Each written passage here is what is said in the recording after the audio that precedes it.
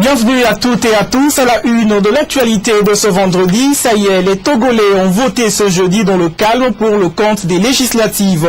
Les urnes ont confirmé ce que l'on sait déjà. UNIR et CST sont en tête, suivis de la coalition Arc-en-Ciel et l'Union des forces de changement loin derrière. Les Maliens, eux, se préparent à aller aux urnes le dimanche prochain. Des élections très attendues par la communauté internationale. Mais au Mali, il semble y avoir d'autres préoccupations plus importantes que ce scrutin.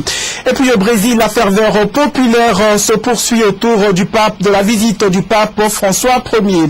Au cours de sa célébration ce vendredi, le pape a rendu hommage à une jeune Française décédée en Guyane alors qu'elle se rendait à cette journée mondiale de la jeunesse. Voilà pour les titres de ce journal. Mesdames, Messieurs, merci de votre fidélité à LCF. C'est l'épilogue de près de 3 semaines de campagne électorale sur fond de dialogue politique. Le scrutin législatif livre ses derniers secrets. À en croire la Commission électorale nationale indépendante, le parti Union pour la République ferait seul la course en tête, suivi du collectif Sauvons le Togo et de la coalition Arc-en-Ciel. Rajout Mouramadou. Sur les 3 millions d'électeurs togolais invités à choisir les 91 députés de la prochaine législature, seulement 65% ont honoré leur devoir civique en allant voter ce 25 juillet, contre un taux de 80% aux dernières législatives de 2007. Une régression du taux de participation de 15 points qui n'empêche pas de tirer des enseignements des résultats provisoires de cette élection. Selon les premières tendances issues de 90% des votes exprimés sur l'ensemble du territoire national, dévoilées très tôt ce matin par la CENI, l'UNIR et le CST écrasent leurs concurrents et font la course en tête. L'Union pour la République réussit dans sa métamorphose en conservant et consolidant l'ancrage électoral du défunt rassemblement du peuple togolais. La majorité sortante, selon les chiffres disponibles, est en avance dans 23 des 28 circonscriptions électorales déjà épluchées, en réalisant des percées considérables sur des terres électorales réputées acquises à l'opposition. Le Grand Lomé, 90,49% des BV ont remonté leurs résultats, 10 sièges à pourvoir. Inscrits 784 686, votants 508 518, suffrages exprimés 484 740, Arc-en-Ciel 44 529, net 7 669, liste individuelle clé 7 925, CPP 5 922, LENI 2005, UNIR 98 161, CST 295 290, Santé du Peuple 3477 et UFC 19 762. L'autre vainqueur selon les résultats provisoires est le CST. Le collectif Sauvons le Togo s'affirme comme la deuxième force politique du pays et la tête de proue d'une opposition qui peine à construire son unité. C'est aussi la victoire d'un parti, l'ANC, et d'un homme, Jean-Pierre Fabre, qui devrait sans suspense arborer la casquette du chef de file de l'opposition. Arc-en-Ciel, l'autre coalition de l'opposition fortement malmenée par les urnes, n'arrive à sauver les meubles que dans le Yotor, son fief où elle arrive en tête. Le Yotor, tous les BV ont remonté leurs résultats, 3 sièges à pourvoir, inscrits 79 320, votants 52 854, suffrages exprimés 49 054.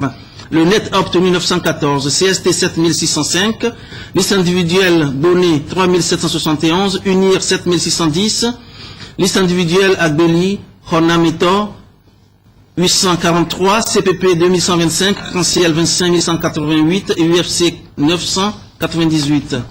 Le battu de ce scrutin est clairement l'UFC de Gilles Christ Olympio. Le parti paye l'incompréhension de son électorat suite à son accord politique passé avec le pouvoir depuis 2010. Pour Gilles Christ Olympio, la traversée du désert ne fait que commencer. Pas de suspense parmi le rang des outsiders. Sauf surprise, le net, Santé du Peuple, la CPP et autres indépendants n'auront pas de représentants à l'Assemblée nationale. Selon la CENI, les résultats définitifs seront connus d'ici à 48 heures, le temps que toutes les CELI fassent remonter les données chiffrées, tant au niveau du suffrage que des sièges. L'actualité ce vendredi, c'est aussi cette nouvelle association qui vient d'être portée sur les fonds baptismaux. Son nom, Global Innovation Network, une association à but non lucratif qui ambitionne de faire de la promotion de l'entrepreneuriat en milieu rural son cheval de bataille. Cassandra Naoui amène à Signon. Jeunesse togolaise démontre ton savoir-faire et ta capacité entrepreneuriale pour le développement durable de nos communautés et pour la réduction de la pauvreté en milieu rural. C'est un appel que vient de lancer ce vendredi après-midi les promoteurs de Global Youth Innovation Network d'IN Togo à la jeunesse togolaise. Cette conférence de presse a permis aux promoteurs de cette structure d'expliquer à la presse la vision du projet qui est celle d'apporter un nouvel élan à la promotion des jeunes en termes d'outils nécessaires au développement de leur entreprise à vocation économique et sociale. Le GIN, c'est le Global Youth Innovation Network. C'est un réseau mondial que le FIDA a créé à travers 50 pays. La vision que GIN se donne, c'est la réduction de la pauvreté en milieu rural à travers les pays en voie de développement, en Afrique, en Asie, en Amérique latine. À travailler aux côtés des jeunes en milieu rural et aux côtés des jeunes entrepreneurs, particulièrement en milieu rural et d'une manière générale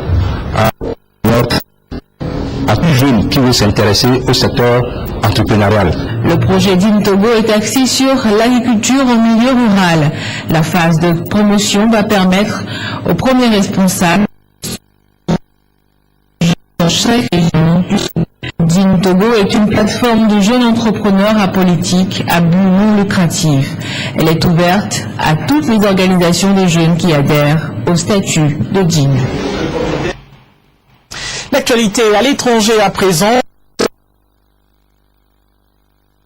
Les autorités du pays. De grandes manifestations dans chacun des deux camps, à l'appel d'un côté du chef de l'armée Abdel Fattah al-Sisi et de l'autre des frères musulmans, ont éclaté un affrontement ce vendredi au Caire entre partisans et opposants du président déchu Mohamed Morsi, dont la justice a ordonné la mise en détention préventive. Jusque-là, il était détenu sans charge. Cette fois, la justice égyptienne est entrée en action. Elle a demandé vendredi la détention préventive du président renversé Mohamed Morsi. Le motif est une implication présumée dans des attaques contre la police attribuées au Hamas palestinien. Les faits remontent à 2011. De quoi renforcer la détermination de ses partisans. Ils ont prévu de se rassembler en plusieurs points du Caire. C'est une accusation sans fondement. Ils veulent semer la discorde dans la société et créer de la violence entre les manifestants. Mais nous sommes formels. Notre marche d'1 million de personnes le vendredi du discernement est une manifestation pacifique. Nous ne viendrons pas perturber les autres. Pourtant, à la mi-journée, des premières heures étaient signalées entre partisans des deux camps, jets de pierre et de bouteilles dans le quartier de Chouvra. Car l'armée a demandé aussi à ses soutiens de sortir dans la rue, avec un point focal, la place Tahrir. Les photos du général Sisi, l'actuel chef de l'armée, sont omniprésentes, ainsi qu'un élément de langage. L'armée n'intervient que pour lutter contre le terrorisme. Nous ne sommes pas là pour dire non aux frères musulmans. Nous disons non au terrorisme. Quiconque essaie de créer des problèmes en Égypte, le peuple agira, avant même l'armée ou la police, pour les arrêter. Le peuple, l'armée et la police unis.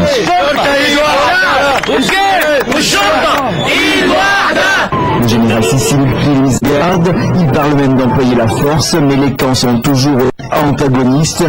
Vendredi s'annonce donc comme une journée à risque. Depuis un mois, les violences ont fait déjà plus de 200 morts. Revenons au jour du scrutin. Le chef des observateurs de l'Union européenne, Louis Michel, se dit agréablement surpris par l'organisation. Mais pendant ce temps, un autre problème préoccupe les Maliens. Il s'agit de l'explosion des denrées de prix et de première nécessité, un autre enjeu pour ces élections. Au cœur du nouveau marché de Bamako, le magasin numéro 124, un point de vente au détail d'aliments de base des Maliens. Ce riz est cultivé à Nino, hors du pays. Cela fait des heures que chez clients. Ces derniers se font rares. La faute à l'explosion des prix. Quand il n'y a pas de guerre, quand il y a rien, normalement, un kilo de riz, 325, 340. 325, 340, 350. À cause de la guerre, mais ça a augmenté. C'est passé à combien? Bon, ça a passé à 400. Un peu plus loin, un autre produit très consommé au Mali, le haricot. Son prix a connu une hausse de l'ordre de 20%. C'est aussi le cas du prix du poisson. Cette ménagère vient de consentir un énorme sacrifice financier en se procurant 1 kilo de bar. 1 kilo. Le poisson est 1 kilo. 1300. Vous avez beaucoup d'argent? Non, il n'a pas l'argent. Il n'a pas l'argent. Au Mali, à cause de la crise politico-militaire, les prix de nombreuses denrées de grande consommation ont augmenté. La population, elle, a vu son pouvoir d'achat baisser de manière drastique. Cette situation affecte gravement l'activité de Souleymane. En une journée, ce Malien de 29 ans n'a vendu que 5 moutons. C'est trop peu par rapport à l'année dernière. Il n'y a pas d'argent. Avec la guerre, les gens n'ont plus d'argent. Souvent, on allait vendre jusqu'à Tombouctou. Mais avec la guerre, on ne voyage pas, il n'y a pas d'argent. À 3 jours de la présidentielle au Mali, vendeurs et acheteurs dressent un message commun aux 27 candidats. La nécessité d'améliorer le pouvoir d'achat de la population. Pour eux, c'est un moyen sûr. Direction la Tunisie où le ministre de l'Intérieur accuse un salafiste d'avoir assassiné l'opposant politique Mohamed Brahmi. Une intervention, vous allez le voir, ne suffit pas à calmer la population de plus en plus hostile au gouvernement islamiste. Sur le sol, encore des taches de sang et plusieurs douilles. Mohamed Brahmi a été assassiné alors qu'il sortait de son véhicule. Ici, la police scientifique poursuit son travail d'enquête. L'opposant de gauche a été tué de 12 balles à bout portant, tiré par 2 hommes à moto selon les médias. Cible des critiques, le ministère de l'Intérieur a tenu une conférence de presse pour faire la lumière sur le drame. L'enquête indique que le pistolet utilisé pour tuer Mohamed Brahimi, un 9 mm, est la même arme que celle qui a tué le martyr Choukri Belaïd. Le premier élément de l'enquête montre que l'auteur de ces meurtres est Boubacar Hakim, un membre du mouvement des salafistes radicaux qui opère en Tunisie. Mohamed Brahmi, ici à l'image, aurait été assassiné par des salafistes devant son domicile. Pour le pouvoir en place, ce meurtre serait donc identique à celui d'un autre opposant, Choukri Belaïd. En février dernier, cet homicide avait déjà provoqué une grave crise politique dans le pays. Jeudi soir, réunion de crise au siège du Front populaire, une coalition de gauche à laquelle appartenait Mohamed Brahmi, mais aussi Choukri Belaïd. Ici aussi, on accuse le gouvernement et on organise la riposte dans la rue. Nous avons décidé que l'Assemblée nationale constituante n'est plus légitime, tout comme les institutions qui en émanent, c'est-à-dire la présidence et le gouvernement. Nous appuyons les manifestations pour forcer le gouvernement à démissionner. Ces dernières heures, dans plusieurs villes comme ici à Tunis, par milliers les Tunisiens sont descendus dans la rue. Tous dénoncent le meurtre de l'opposant par le parti islamiste Ennahda. Ce vendredi, la principale centrale syndicale du pays a lancé un appel à la grève générale. Les nouvelles des journées mondiales de la jeunesse au Brésil à présent, ferveur populaire et enthousiasme sur les plages de Copacabana. Ils sont des centaines de milliers de fidèles catholiques à acclamer le pape François Ier. Au cours de la messe, le pape a rendu hommage à la jeune Française décédée en Guyane alors qu'elle se rendait à ses JMJ. Copacabana s'offre à François et pour les milliers de jeunes, il y a des étincelles dans les yeux. Une samba endiablée est alors improvisée pour saluer son passage. Ce pape de 4 mois qu'on leur avait dit si proche et qu'ils ont quasiment, c'est vrai, pu toucher. C'est vraiment top. On l'a vu à 2 mètres, là, limite on tendait le bras, on l'avait. Ils occupent toute la largeur de la plage. Le pape en est lui-même impressionné. Malgré la pluie et le vent qui alternent depuis le début de l'après-midi, ils sont venus.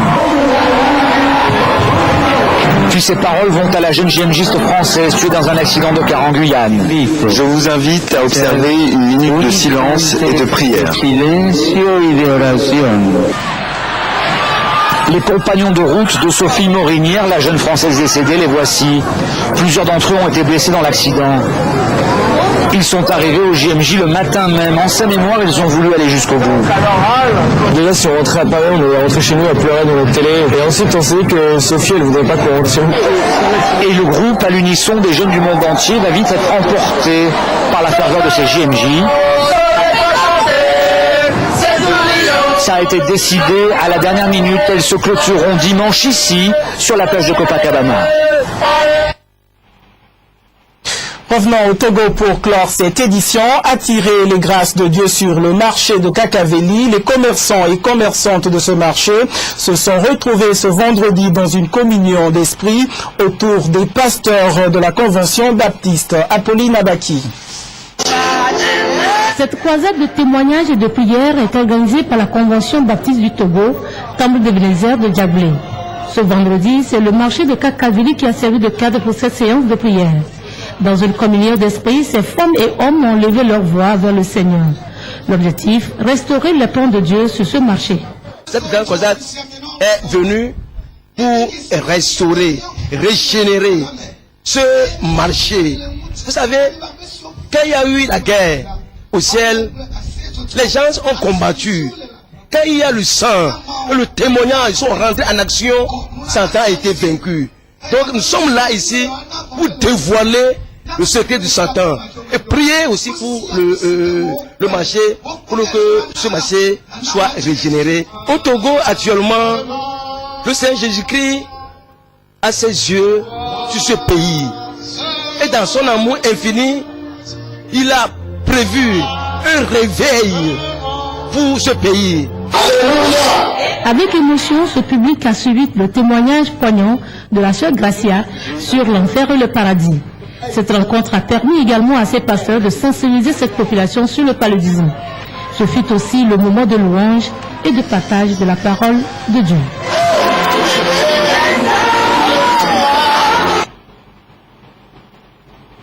Voilà, c'est tout pour ce jour.